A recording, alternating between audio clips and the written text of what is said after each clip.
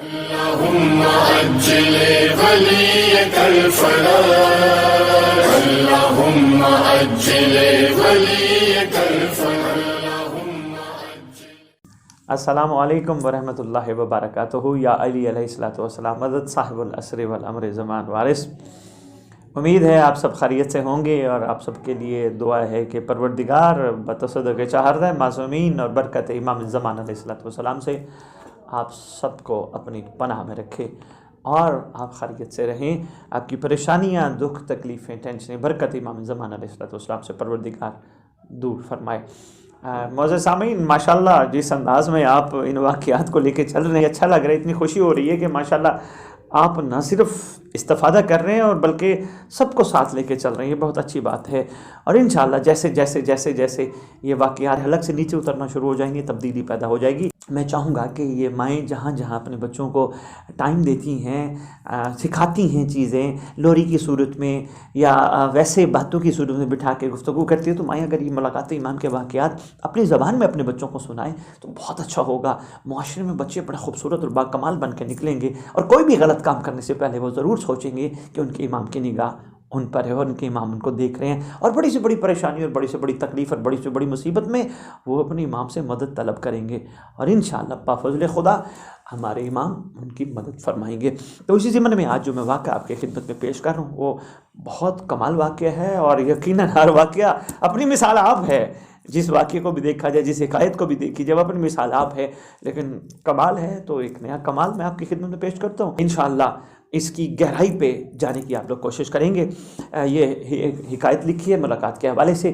یہ صاحب کتاب لکھتے ہیں کہ اللہ تعالیٰ کے ایک دوست نے میری رہنمائی کی تھی کہ اپنی مرادیں حاصل کرنے کے لیے زیارت سلام اللہ الکامل التام پڑھا کرو.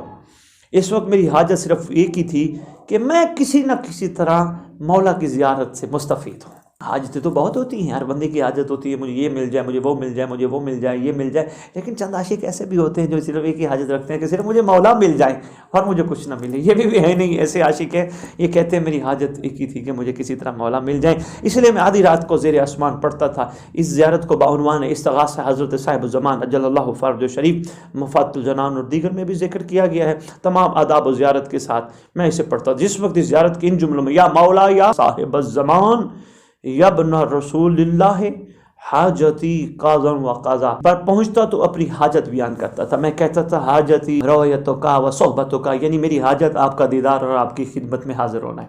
میری ایک ہی حاجت ہے. کیا کمال چھپی ہے اس میں بات. یقین کیجئے یہ ایک واقعہ ایسا ہے، سارے واقعات کمال ہے، یہ واقعہ ایسا ہے کہ آپ کی زندگی میں خوبصورت تبدیلی لا سکتا ہے، کمال لا سکتا ہے، اگر صرف یہی حاجت کے طور پہ یہ حاجت ہمارے ذہن میں آ جائے. اسی طرح جب زیارت کے آخر میں اپنی حاجات طلب کرنے کا ذکر ہوتا وہاں بھی اپنی حاجت یہی بیان کرتا تھا.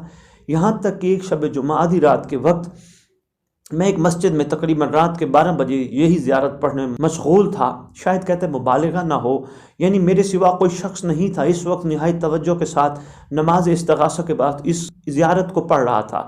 جب میں ان الفاظ پر پہنچا، یا مولا یا صاحب الزمان، میرے مولا، میرے آقا، میری حاجت فقط آپ کا دیدار ہے، تو میں نے دیکھا ایک بہت خوبصورت جوان نورانی شکل والا ایک لباس میں قبلہ والے دروازے کی طرف سے گنبد کے ساتھ والے راستے دائیں طرف سے مسجد میں داخل ہوئے.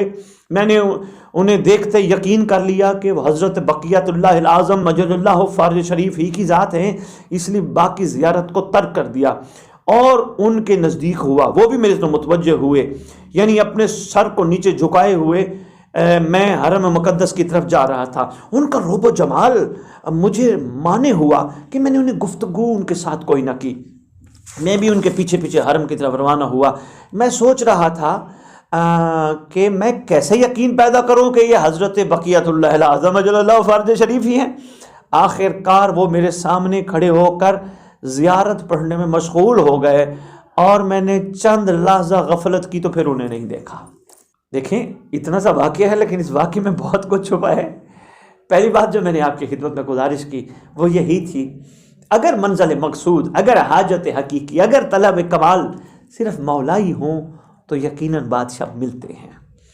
بادشاہ کا دیدار ایسا نہیں کہ نہیں ہو سکتا، ہو سکتا ہے مگر طلب والے کے لیے، کیونکہ فرما دیا گیا من طلبنی وجدنی، جس نے طلب کیا اس نے پا لیا۔ اور بادشاہ کس انداز میں دیدار کراتے ہیں؟ اب وہ رات کا ایسا پہر ہے، کہہ رہے کوئی بندہ بھی نہیں ہے، میرے خیال ہے کہ چلیں خوش نصیب ہے، یقین انہوں نے تھوڑا سا ان کا یقین ڈگمگایا، پتہ نہیں ہے ہی ہے وہی، اور پھر ان کے ساتھ وہ زیارت پڑھنے کھڑے ہو گئے۔ یہاں ایک جملہ کہنا چاہوں گا، اولیاء اللہ قرار دیا گیا ہے ان لوگوں کو جو آج اس عظیم قریم چہرے کے دیدار کے مشتاق ہیں، اللہ کے ولی ہیں۔ تو بے عینے ہی یہ اپنی تمام حاجات میں سے ایک حاجت، انسان ہے نا جی، حاجتیں تو ہوتی ہیں، مگر ایک حاجت رکھنا میرا خیال میں، اور اس حاجت کو حقیقت کا روپ دینے کے لیے اپنے مولا کا دروازہ کھٹکھٹاتے رہنا، ایسا ہو ہی نہیں سکتا کہ وہ دروازہ نہ کھلے۔ وہ کریم ابن کریم ہیں، وہ شفیق ابن شفیق ہیں، وہ بہت بڑے محسن ہیں، دروازہ کھولنے کے لیے تیار ہیں۔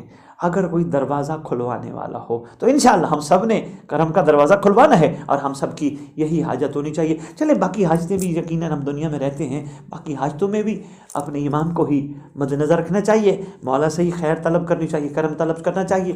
اور اس حوالے سے، اس حاجت کے حوالے سے جو ان کا واقعہ میں نے آپ کی خدمت میں پیش کیا، یہی ہونا چاہیے، یا مولا یا صاحب الزمان۔ اچھا یہاں جملہ کیسا خوبصورت ہے، یا مولا یا صاحب الزمان، کیا خوبصورت ہے، اے میرے مولا، اے میرے صاحب الزمان۔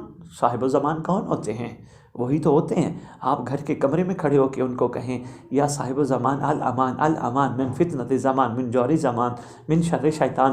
آپ کہیں مسجد میں کھڑے ہو کے کہیں، آپ کہیں صحرا میں کھڑے ہو کے کہیں، آپ کہیں دریا کے قریب کھڑے ہو کے کہیں، آپ دنیا کے کسی کونے میں کھڑے ہو کے اپنے امام کو مخاطب کر کے نماز کے بعد کہیں صاحب الزمان الامان الامان الامان۔ ایسا ہو ہی نہیں سکتا وہ آپ کی پکار کو نہ سنے۔ یہی تو ہیں یا مولا یا صاحب الزمان۔